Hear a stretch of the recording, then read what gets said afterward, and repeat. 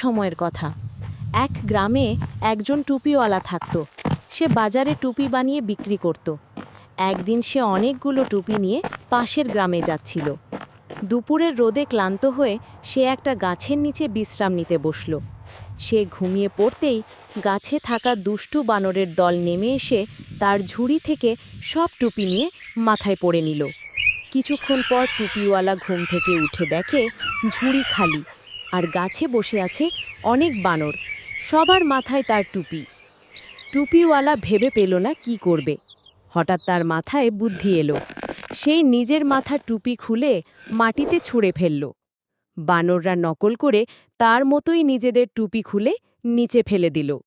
সুযোগ বুঝে টুপিওয়ালা দ্রুত সব টুপি সংগ্রহ করল এবং হাসতে হাসতে আবার রওনা দিল গ্রামের পথে।